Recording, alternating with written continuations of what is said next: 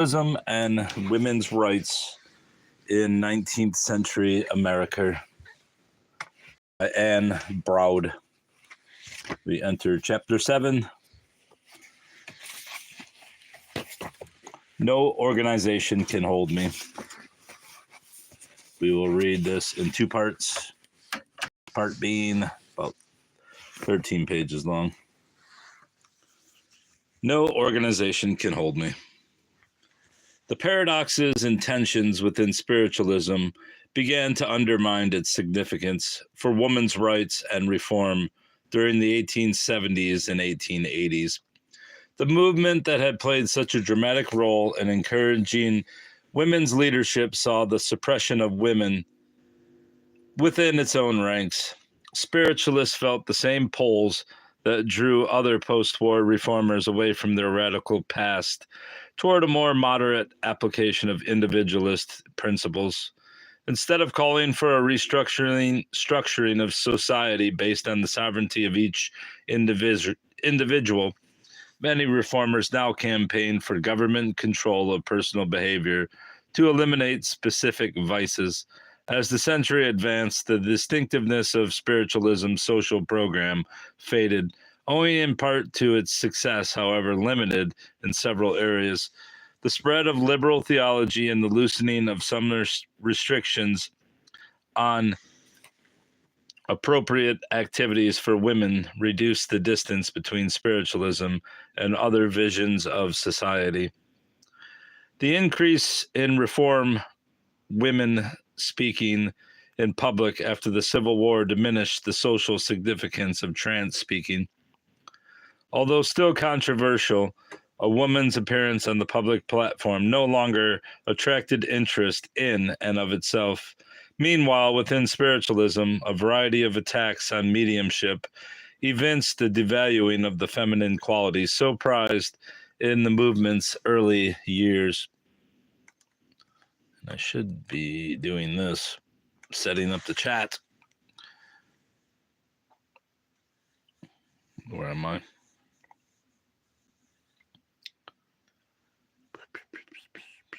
Right there. I will be back to that in a minute. Must have a chat set up for the inevitable 9-year-old who comes into the chat and asks if this is the Bible. But you never know who's going to show up. Could be Anne Braude. Tell me she's suing me for copyright infringement. But we will see. There's the chat. Control V. Control V. Control VVs.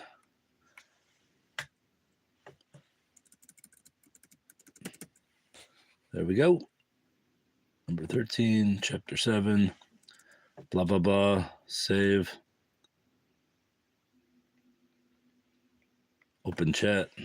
There we go.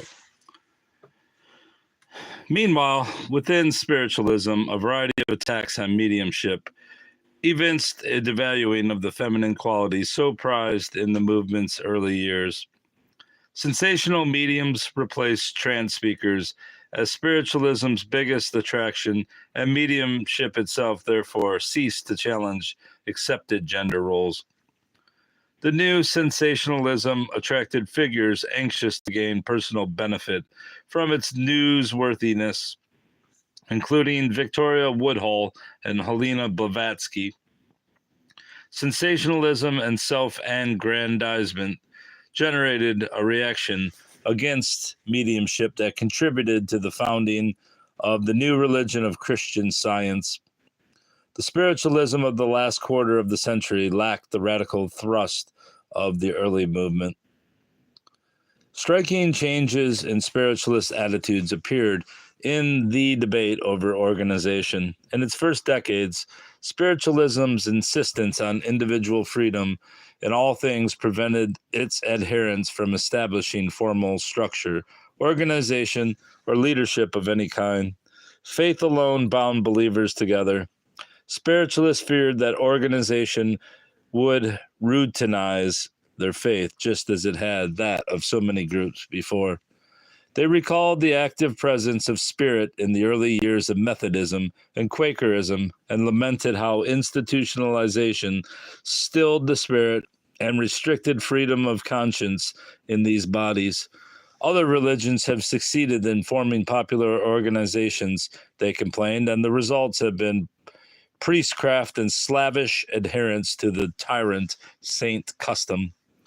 Spiritualists avoided such pitfalls by shunning organization altogether. Advancing a nationwide movement without formal association generated obvious difficulties. A loosely affiliated group of believers could not construct buildings, conduct schools, or support speakers. The cry rose frequently, most often from men with leadership ambitions, that the cause required an organization capable of unified action. As early as 1851, the editor of the Spirit Messenger advocated organization in his newspaper. The spiritual freedom that appealed to so many Americans conflicted with the ambitions of zealous leaders who advocated any measure that would promote the cause. Spiritualism's inherent antinomianism predisposed believers against all structures of authority. Mediums' objections to organization were part of the anarchist heritage they shared with other antebellum radicals. Opposition to organization produced its own ism. Within abolition in the 1840s, no organizationalism. In 1852, the National Women's Rights Convention, still dominated by radicals, debated and defeated a proposal for a national organization. What organization in the world's history has not encumbered the unfettered actions of those who created it? Angelina Grimke Weld inquired of the convention. She opposed formal association in the same language that advocates of free love used to oppose marriage. We are bound together by the natural ties of spiritual affinity. Get under there. Come on. We can do it together without an organization. We need no external bonds to bind us together, no cumbrous machinery to keep our minds and hearts in unity of purpose and effort. Ernestine Rose compared organizations to Chinese foot binding, and Lucy Stone said she had had enough of thumb screws and sole screws, never to wish to be placed under them again. They all used religious associations as examples of the oppression resulting from organization. Most reform activists accepted the expediency of organizations after the Civil War, but the legacy of free conventions made it difficult for many spiritualists to participate in pro-organization post-war reform movements. In 1869, Lucy Stone abandoned her anti-organization position and shocked the diehard non-resistant Amy Post by asking her to serve as a delegate to the first convention of the American Woman Suffrage Association. Post replied that she could not in good conscience participate in a convention composed of invited or elected delegates, one that therefore lacked a free platform. I think, dear friend, that the spirit of freedom and equality has taken root and grown too tall with the mass of the people for them to accept any outside position, she wrote to Stone. They surely will soon grow weary of being seated out one side. Admitted as mere listeners, no right, no vote, no voice. Post clearly protested as a matter of principle, not of personal desire. As she herself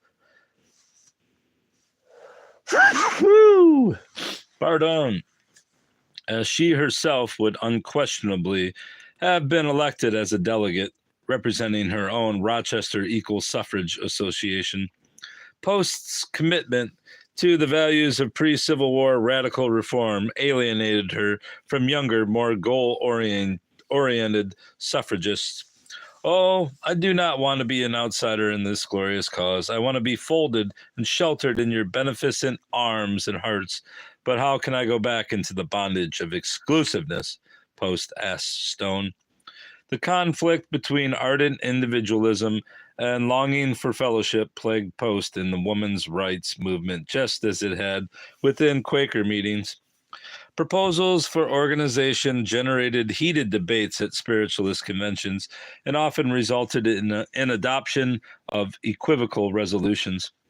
The 1859 Vermont State Spiritual Convention tried to reconcile contradictory positions by resolving to carefully avoid combinations for any improper purpose, such as limiting individual freedom, controlling each other's opinions, or avoiding personal responsibility. However, the convention found that organization carefully controlled had its place. Its resolution affirmed the propriety and desirableness of association for mutual aid and encouragement in true life, promoting friendly and fraternal intercourse and interest in each other's welfare and cooperating in the support of public meetings. Spiritualist commitments to individualist principles clashed with their earnest desire to advance their cause. In spite of ideological reservations, spiritualists mustered enough sentiment in favor of united action to gather in their first national convention in Chicago in 1864. The convention endorsed the usual spectrum of reform causes, but debate over the formation of a national organization dominated the 5-day meeting. The topic evoked so much controversy that little other business could be conducted. Initially, men contributed most to the discussion. Only one woman participated in the early debates, opposing organization in trance. Medium Lizzie Doughton, vice president of the convention, was not sure how she felt. But on the final day of the convention, which was completely devoted to the topic, Amanda Britt Spence made an argument that united mediums against organization. She identified organization with positive, that is, masculine characteristics, applying the view that positive qualities were inconducive to spirit communication, to groups as well as to individuals. She warned mediums that she had ever found that spirits were averse to the organization of any kind. Even a positive mind will often prevent spiritual manifestations. Finally, the convention appointed a committee to consider the formation of an organization and report to another national convention in 1 year's time. When the second national convention assembled at Philadelphia in 1865, the pro-organization forces immediately moved to form a permanent association, a clear challenge to the leadership of mediums, in contrast to the free conventions and open platforms characteristic of spiritualism's first 15 years.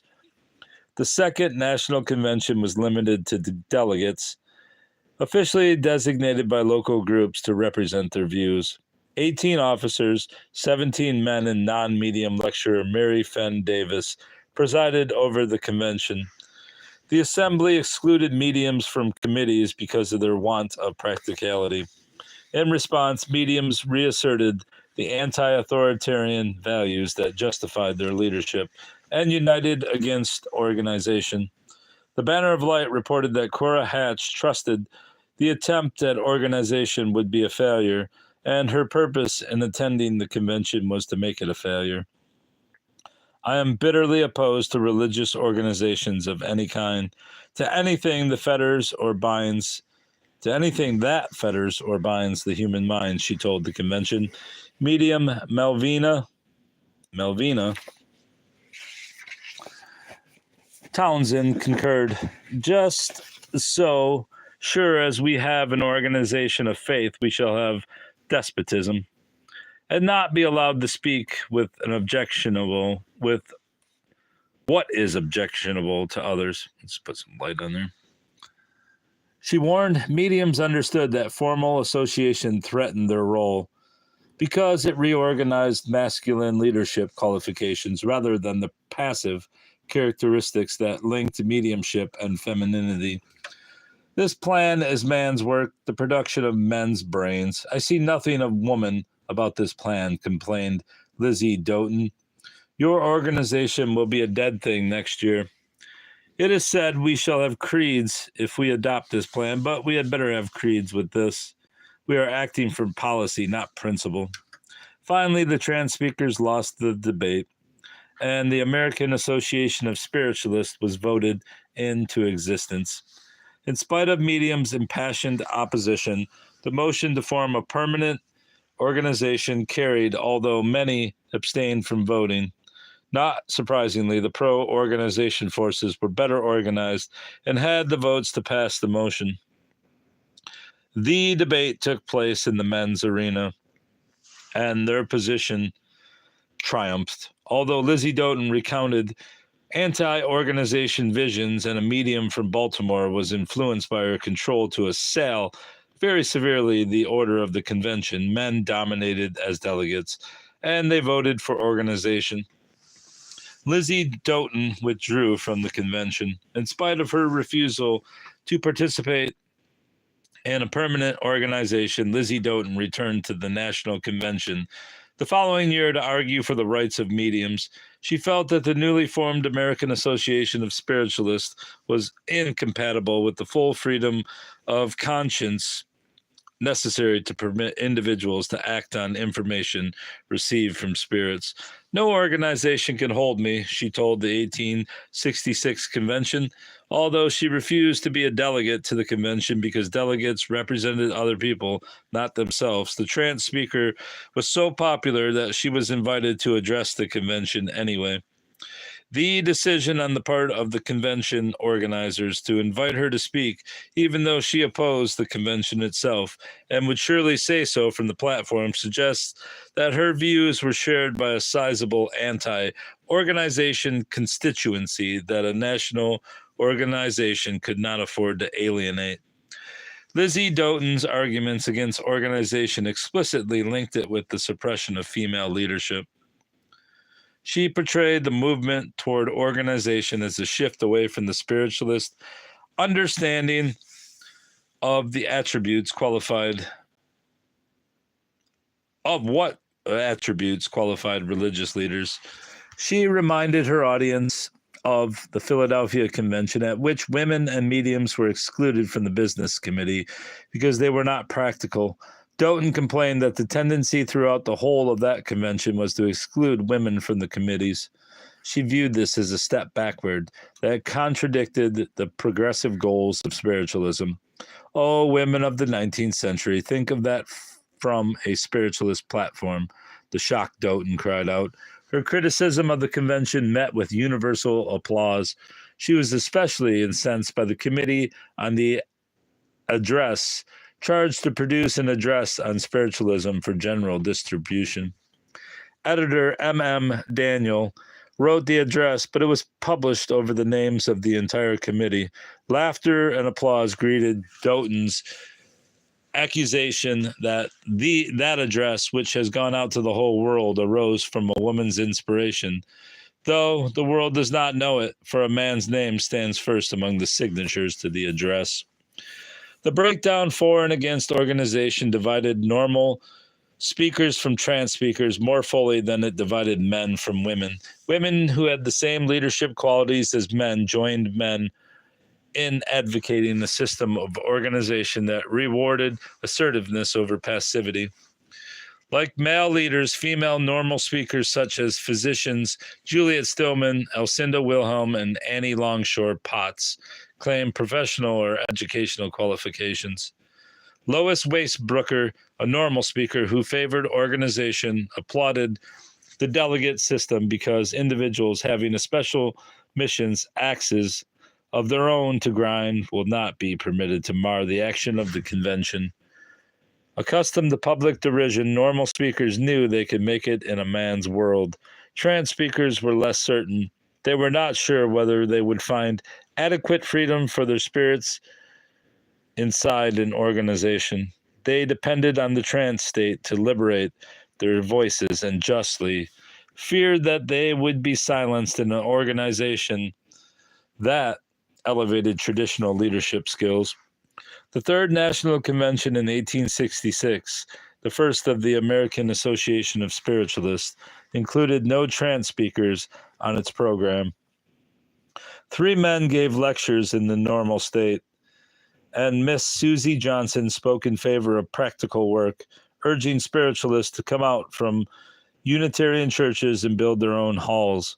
Veteran J.M. Peebles criticized the absence of trance speakers from the program. We would like to see at future conventions certain times set apart for the immortals to entrance their mediums. It would be just to the invisible world. Instead of giving mediums space on the program, the convention questioned their integrity in a long discussion of the legitimacy of dark circles. The convention debated a motion to require the Banner of Light and the Religio Philosophical Journal to report both sides when such a manifestation caused controversy. After the convention, Melvina Townsend gave the medium's perspective. In the Banner of Light, she felt that the problems that created the need for scrutiny of dark circles resulted not from women's dishonesty, but rather from men's greed. She said that if she were a medium for physical manifestations rather than a trance speaker and healing medium, she would want them to be investigated. However, she reminded spiritualists that mediums could be more easily psychologized than other people. That is, they possessed unusual sensitivity to the influence of thoughts of other people, living or dead. She blamed the existence of fraudulent manifestations on men's attempts to exploit mediums for their own profit. On behalf of her sister medium, she described the psychological vulnerability of the women on whom the spiritualist faith depended. We go before the public. We stand before a great cloud of psychological influences that rolls in upon us. We go with our earnest nature, strong for the right, determined to do everything that is for the best, and that will add to our reputation and the reputation of spiritualism. But coming into contact with those strong psychological influences that you, my brothers, are in the habit of dealing out to us, we lose our positions before the world for a time. I call upon men everywhere to make a nobler use of their psychological powers than they have done. Do not drag us down to destruction anymore.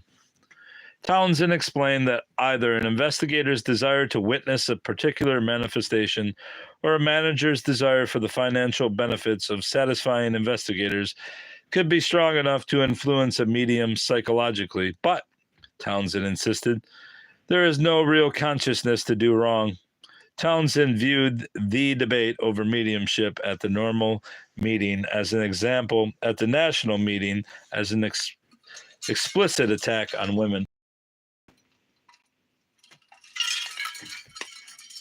Advocates of organization made some attempts to assure the equality of women within the new association. At the 1864 convention, the organizing committee recommended that the nominating committee be composed of 1 man and 1 woman from each state.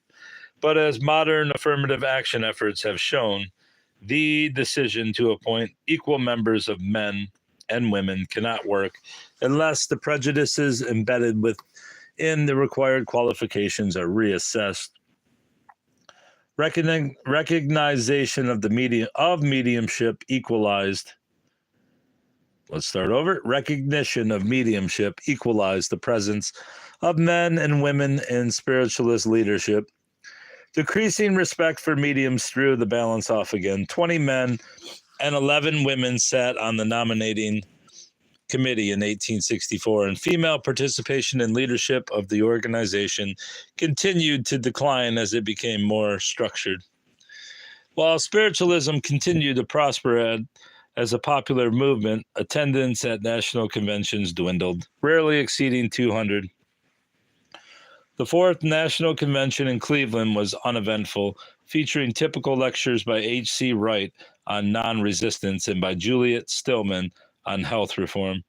The year 1868 produced a similarly predictable convention, notable only for its location, Rochester's Corinthian Hall, the site of the Fox sisters' first public demonstration.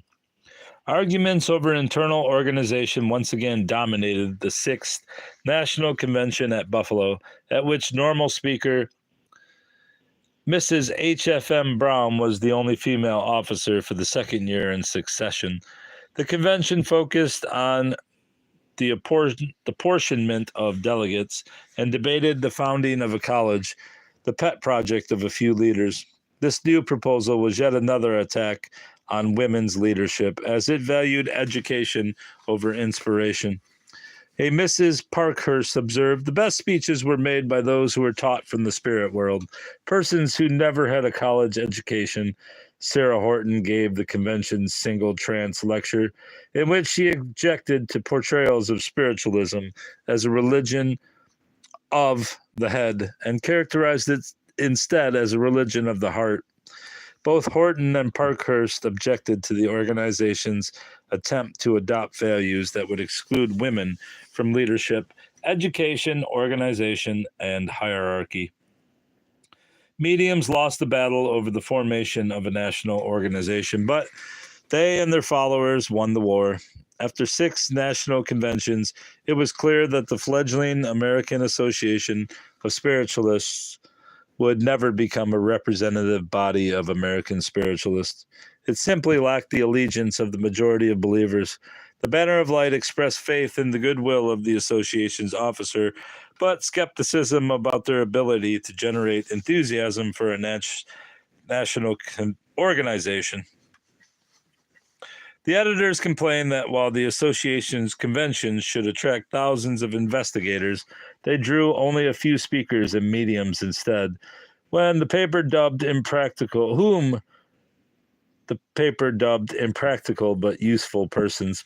I think that's the term, useful idiots. In 1870, the 7th annual convention occurred without the Banner's support and merited only a brief report in its page. Jizz. One delegate proclaimed it a success in the efforts of those who went, but a failure because of poor attendance. Under these demoralized conditions, spiritualists first saw the fresh face of Victoria Woodhull. The 1871 8th National Convention of the American Association of Spiritualists did not get the attendance hoped for, but it did hear a paper by a previously unknown speaker that generated much interest. The notorious Woodhull was an unconventional reformer and sometimes revolutionary, best known for her flamboyant lifestyle, her physical beauty, and her Wall Street brokerage house. Woodhull's decision to run for president of the United States in 1871 brought to her attention a number of existing movements for which she felt sympathy and that had the potential to advance her candidacy. These included woman suffrage, socialism, and spiritualism. Following her surprise appearance and victory at the Women's Suffrage Convention in Washington, Woodhull received an invitation to the Spiritualist Convention because a recent biographical sketch emphasized her youthful mediumistic experiences. The convention forthwith elected her president, much to the surprise of all present. Woodhull's unexpected election to the presidency of the only representative body of the American spiritualists drew the ire of veteran leaders. For the most part, they condemned her not for the radicalism that had gained her national notoriety, but for the opportunism.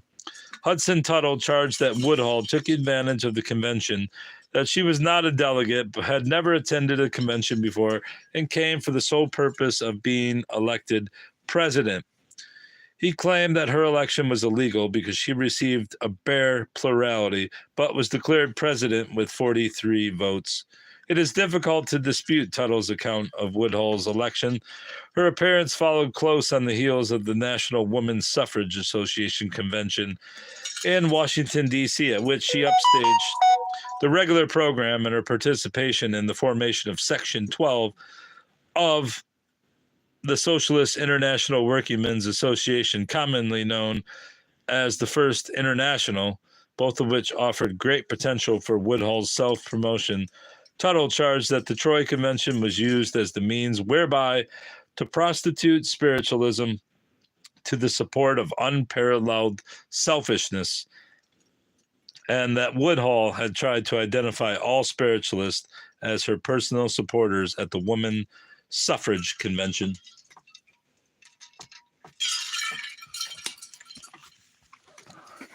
A few months later, Woodhull issued a call for a people's convention to start a new political party and formally nominate her for president.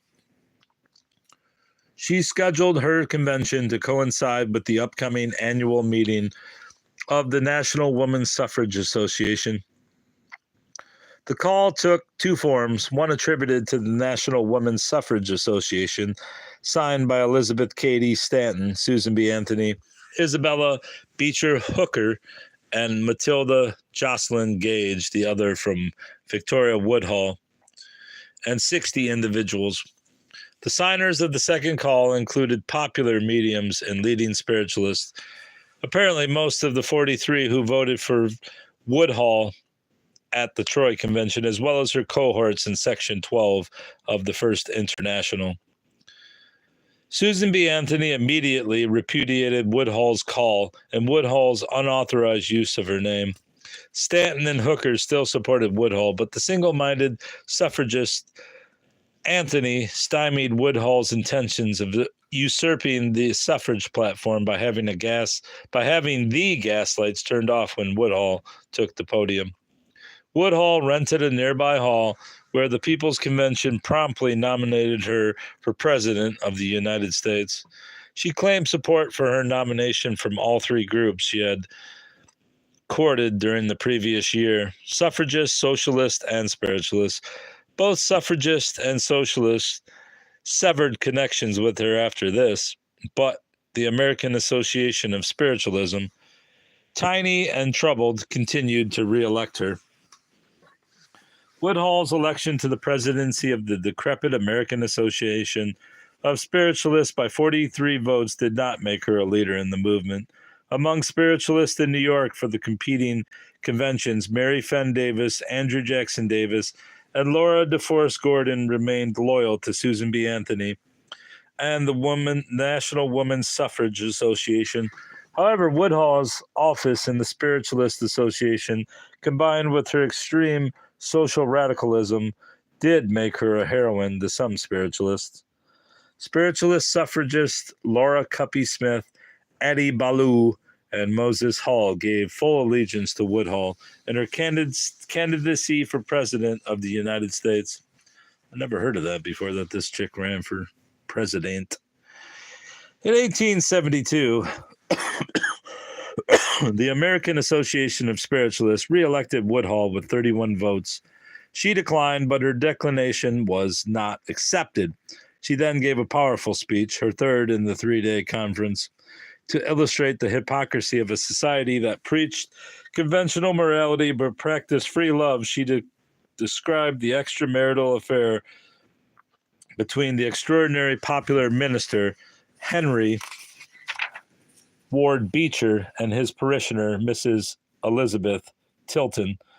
This revelation ultimately gained Woodhull greater infamy than her social radicalism, but her initial mention of it drew little attention beyond the convention. Following her address, she proposed a resolution designed to identify the organization with her views, that the American Association of Spiritualists hereby declare that religious, political, and social freedoms are the fundamental principles of all improvement of human life. This mild resolution would never before have generated controversy, but when tied to Victoria Woodhull, it frightened usually bold spiritualists. Moderate medium Emma Hardinge objected that Mrs. Woodhull's election as president of the American Association of Spiritualists therefore involves the supposed recognition of her principle and procedures by every American spiritualist. Hudson Tuttle agreed with Hardinge because Woodhull had been elected by a delegate convention based on the principle that elected leaders represented the views of those who elected them. Therefore, by electing Woodhull, they had bound themselves to be represented by her views. Woodhull supporter Anna Middlebrook argued both that the election did not commit all spiritualists to Woodhull's views and that those views should be accepted. I do not understand that kind of spiritualism that ignores women's suffrage, social reform, labor reform, and kindred topics, and I should be ashamed to be identified with a cause that did not mean to work for a suffering humanity through those channels. Middlebrook suggested that others join the Catholics who, while they believe in the communion of the saints, keep the masses in ignorance. Woodhull's election also drew charges of ballot fraud. Dissatisfied by the lack of attention to her charges against Beecher, Woodhull published them in her own newspaper. Woodhull and Claflin's Weekly. That's a clunky paper. This began a 6-year spectacle of church councils, criminal trials, and excommunications, which ultimately showed that the public would rather live with hypocrisy than without Henry Ward Beecher. By the end of it all, Victoria Woodhull relinquished both her free love views and her thirst for publicity. A few spiritualists remained loyal to her throughout. Laura Cuppy Smith testified as a character witness when Woodhull was tried under the Comstock Anti-Obscenity Act for printing the Beecher-Tilton expose, but the infamy that accrued to Woodhull for her role in the Beecher-Tilton scandal further reduced her small base of support among spiritualists. When the American Association of Spiritualists re-elected her in 1873, one leader proposed to split the organization between the free love allies of Woodhull and Hall and the true or religious or practical spiritualists.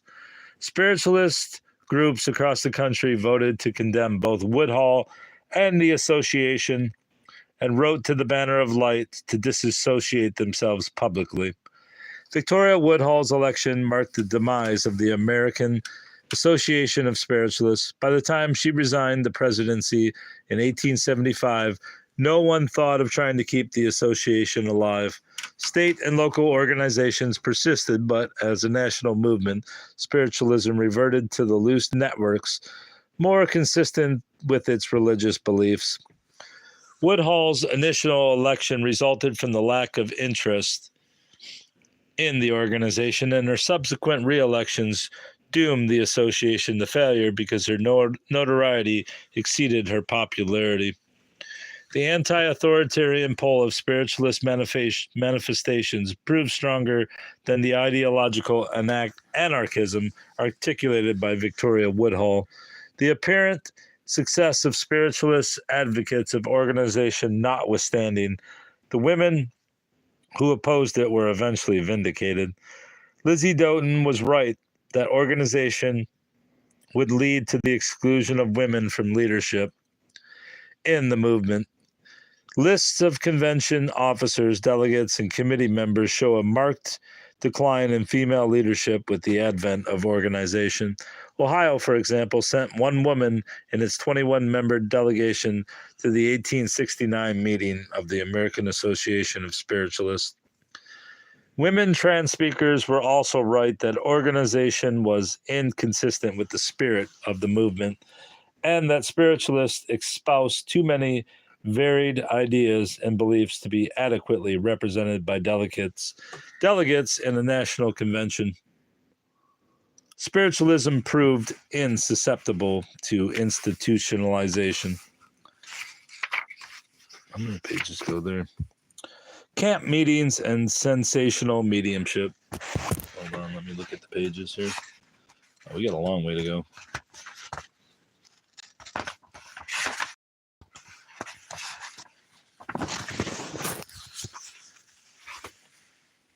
All right. Camp meetings and sensational mediumship. Although efforts to organize spiritualists floundered, believers voted with their feet, flocking to picnics and camp meetings while they boycotted the American Association of Spiritualists. A few weeks before the poorly attended 6th National Convention in 1869, 12,000 people reportedly turned out for a 2-day Grove meeting in Abington, Massachusetts. The annual 5-day camp meeting at Melrose, Massachusetts claimed 8,000 in attendance, but the crowds who thronged camp meetings at Walden Pond, Lake Pleasant, and Cape Cod were not introduced to a comprehensive program of universal spiritual and social reform. They enjoyed a festive entertainment that might include communication with departed loved ones, but that had few implications for the conduct of the living. Located on scenic lakes or beaches, camp meetings featured more entertainment and less serious discussion than the conventions of the 1850s and 1860s. Normally lasting 2 weeks, spiritualist camp meetings multiplied until one was in progress somewhere in New England all summer long by the end of the 1870s, frequently attracting 5,000 to 10,000 people on a summer Sunday. Several of the camps gave rise to permanent facilities with cottages, hotels, and assembly halls. Henry F. Gardner, who lost the presidency of the American Association of Spiritualists to Victoria Woodhull, enjoyed a lucrative career as a camp meeting organizer, much more profitable than any benefits Woodhull reaped from her presidency. Gracefully mingling sensationalism and sentimentalism, camp meetings attracted large crowds. A typical excursion might include a private sitting with a medium, a picnic at the lakefront or seashore, a concert by one or more musical mediums, and a reform lecture by a veteran speaker. The free platforms that formed the central attraction of spiritualist conventions in the 1850s and 1860s became a minor feature of the camp meeting. One was more likely to go home carrying a spirit portrait of a departed loved one painted by a medium who had never seen a likeness of the subject than a subscription to a reform periodical. By 1874, Massachusetts hosted a 3-week camp meeting at Silver Lake, back-to-back with the 2-week Lake Pleasant camp meeting, preceded by a 2-day picnic near Salem featuring trance speaker Laura Cuppy Smith, a merry-go-round, and a full band. In addition to their own camp meeting sites, spiritualists met at Walden Pond and at Silver Lake, where a railroad company had erected a tent accommodating 3,000 people. According to the Boston Globe, 2,500 traveled to Silver Lake on Friday and 10,000 on Sunday, both believers and young people simply looking for a pleasant excursion. The restaurants could not accommodate the throngs. Many of the popular lecturers from the convention circuit welcomed the large audiences gathered by camp meetings. Trance speaker Lizzie Doughton and William Denton, former editor of the Social Revolutionists, spoke frequently, but the spiritualist public recognized them as part of a past era. The Banner of Light reported that the appearance of trance speaker Malvina Townsend, briefly using the married name Wood, illustrates with old-time eloquence the power of present inspiration. Some pre-war reformers objected to the festival atmosphere. Samuel B. Britton expressed disappointment that an appeal to endow the spiritualist Belvedere Seminary as a college netted only $40 at the Lake Pleasant camp meeting. He complained, "It appears to me a very easy matter to gather 5,000 to 10,000 persons in some pleasant place to enjoy something like a holiday entertainment, but no one is prepared for any serious work or any self-sacrifice." The triumph of the camp meetings over organization marked the triumph for mediumship. At the core of the carnival atmosphere lay the appeal of spirit manifestations, without which the event could not have occurred, but the mediums won a hollow victory, for the type of phenomena that drew huge crowds to camp meetings in the 1870s differed in important ways from the inspired trance speeches of the 1850s and 60s.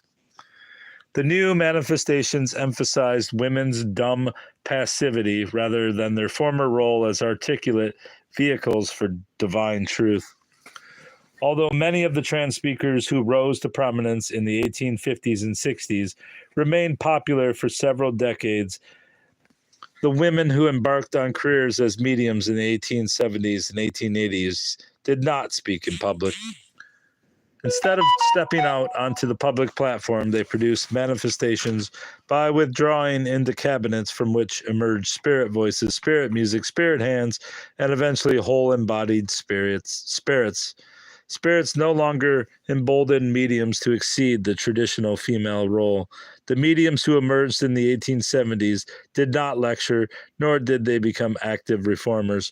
Some of them became involved in public controversy, but it was usually over the personal defense of their mediumship,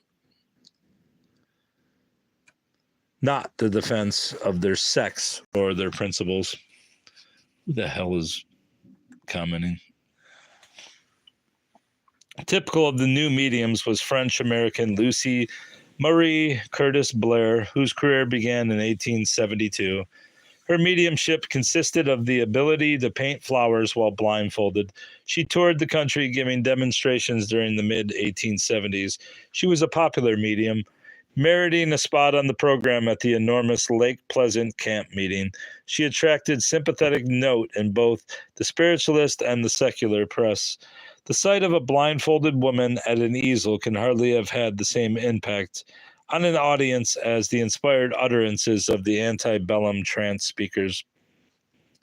Blair's appearance did not suggest to either women or men that women could do things they previously believed impossible. Another example of the 1870s style medium was Mrs. Soydam, who gave public displays of her ability to handle fire, ostensibly made possible by the coating of her hands with an imperceptible substance by a spirit chemist. She also appeared at Lake Pleasant in 1876. Other mediums produced flowers and live doves, whose appearance they attributed to spirits. The new types of mediumship failed to challenge accepted gender roles, either for the medium or for her audience. Mediumship ceased to be a source of power for women. I don't know about that. They were still making money. The culmination of the sensational trend in spirit manifestations came with the popularity of materializations. Spiritualists used the term materialization to refer to the appearance of fully embodied spirits. Materializations generally occurred at cabinet seances in which the medium withdrew into a small sealed room or closet before manifestations appeared. Although there had been earlier reports of materializations, notably at Coon's Spirit Room in Ohio, this type of manifestation gained wider acceptance in the 1870s. Medium Mary Andrews attained renown for materialization seances in Moravia, New York, as did Mary Hardy Pickering in Rochester, New Hampshire. The most impressive materializations occurred at the Edie homestead in Chitterton, Vermont, where 5 siblings acted as mediums. Devout investigators journeyed to witness this latest phase of spirit communication. Chittenden visitor J.H. Randall, in good spiritualist tradition, urged readers, "You cannot believe my statements. Go and see these things for yourself." So many investigators traveled to the Eddy homestead that Mary L. Jewett, who practiced medicine opposite the depot in nearby Rutland, opened her office to co-religionists in need of assistance en route to the village of Chittenden. Mrs. A.N. Tupper spent a week at the Edie household, attending daily seances, and reported her experiences to the Banner of Light.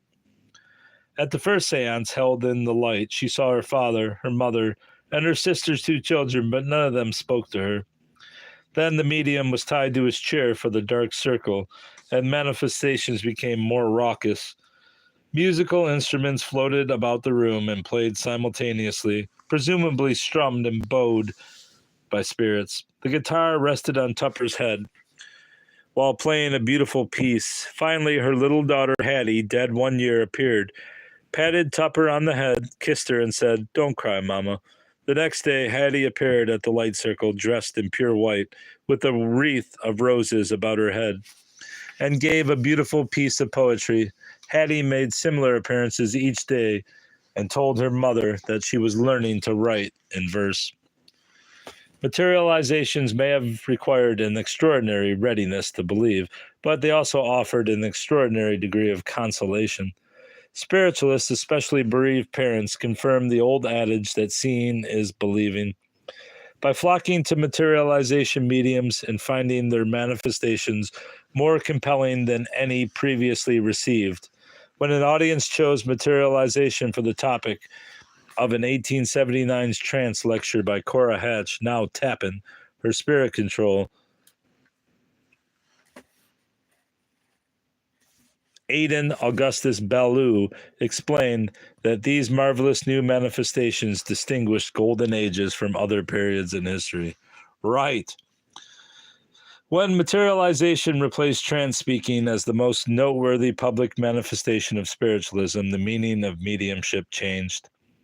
Like other forms of sensational mediumship, the new manifestations emphasize the medium's passivity in new and humiliating ways and downplayed her empowerment. Test conditions frequently called for materialization mediums to be blindfolded, gagged, and bound. Laura Ellis and Mary Andrews began their seances by being tied inside a sack, which was then nailed to the floor, so that the audience could be assured that the spirit hands and figures they saw were not those of the medium.